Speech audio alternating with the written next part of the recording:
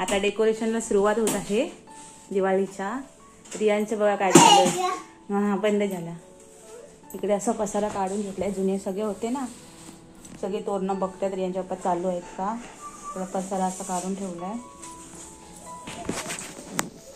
भेटला खिळा आ होय।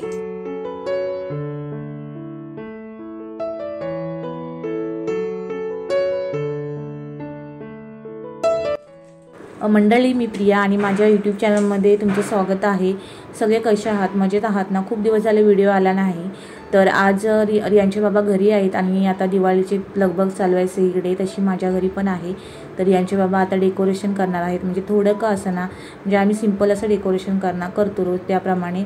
तर इथे सकाळी सकाळी त्यांनी चालू केलं आहे। मग रियांशला बघण्याचं काम माझं आहे, तर त्याचं हे धावणं चालू आहे। त्याला ते सीडीवरून वरती चढून ते सगळं लावायचं आहे। त्याला सुद्धा जे काही पप्पा करतात ते आम्हाला करायचं असतं, तर त्याला मला पकडायचं पण आहे, व्हिडिओ पण बनवायचा आहे। तर असं इथे चालू आहे। इथे आम्ही छान असे म्हणजे आर्टिफिशियल असे तोरणं घेतली होती, छान अशी इकडे लावून घेतली आणि जी गेल्या वर्षीची काही तोरणं होती ती लावून घेतली। खूप मस्त वाटतं आणि आम्ही आमच्या माल्यावरती आहे ना, आमच्या सोसायटीमध्ये आमच्या मजल्यावरती सगळ्यांनी सेम कंदील घेतले होते, त्यामुळे ते पण लावायचं आहे। आणि मग रियांच्या बाबांनी डेकोरेशन खूप छान असं केलं। तर याला मी आतमध्ये ठेवलं आणि मी ही फळी लावून घेतली, कारण तो खूप असं तंग मला मस्ती करत होता बाहेर, आणि त्याला बघणं आणि व्हिडिओ बघणं हे करणं हे काही मला जमत नव्हतं। इकडे छान डेकोरेशन झालं। इकडे काही जणांनी डेकोरेशन पण केलं, थोडा आराम केला, दुपारी जेवण वगैरे केलं आणि इव्हनिंगच्या टायमाला आम्ही बाहेर गेलो। मंडळी, आता आम्ही चाललोय शॉपिंग, थोडीशी काय शॉपिंग करायची। रियाज बघा कसं चालतंय, तुला उचलून घेतलं, पप्पाने उचलून घेतलेलं आवडत नाही आहे।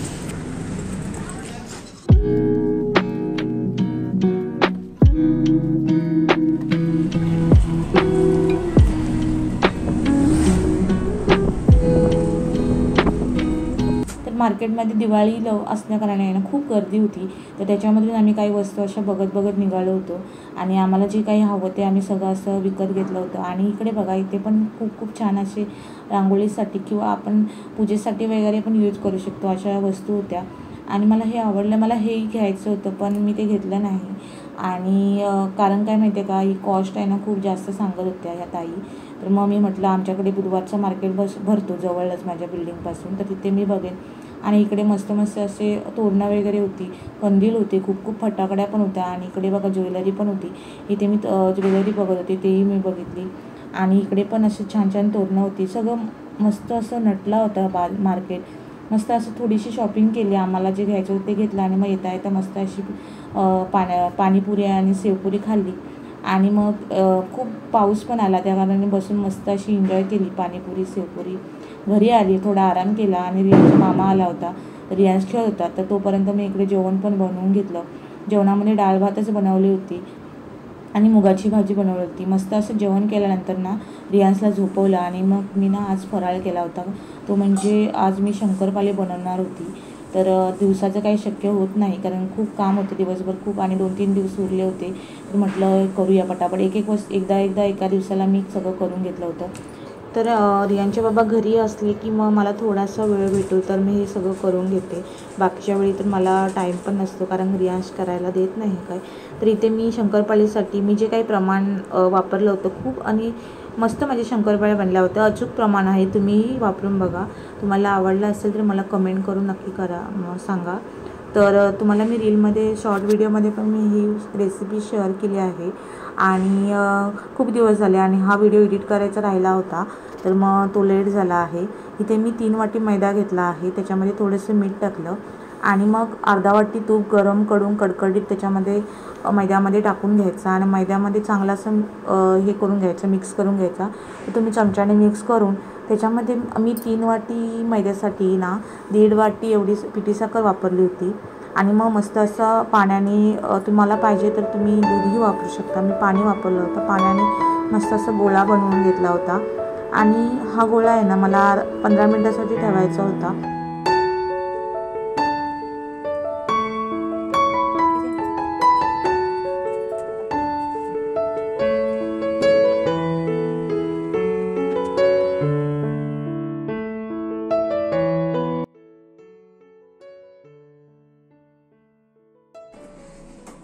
11:10 ना, घर 11:15. तर इकडे 15 मिनटं होईपर्यंत मी थोडा मोबाईल यूज केला आणि मग मी शंकरपाळी बनवायला घेतली. इथे गोळे बनवून घेतले. मस्त असं पीठ मळवून झालं होतं, मऊ झालं होतं. तर इथे जाडसर अशी मी पोळी लाटणार होती.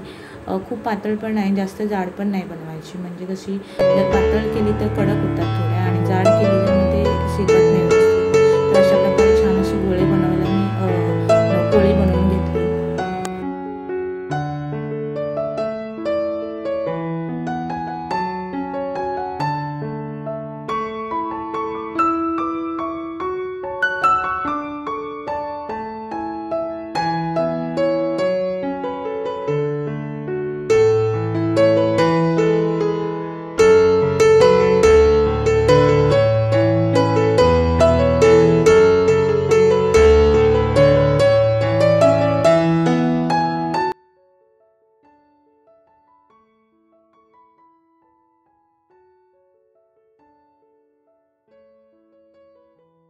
जाडसर अशी पोळी झाल्यानंतर मग मी सुरीनेच कट केल्या होत्या शंकरपाळ्या.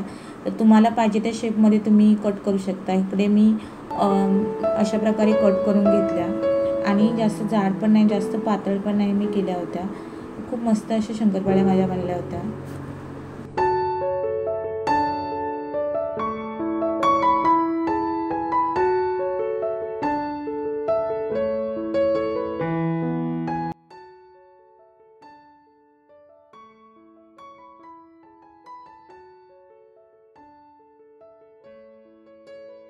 तर शंकरपाळी तळून घेतल्या. शंकरपाळी तळताना तुम्ही गॅस आहे ना बारीकच ठेवा आणि जास्त मीडियम ठेवला तरी चालेल. बारीक मीडियम असं करून तुम्ही शंकरपाळी तळू शकता.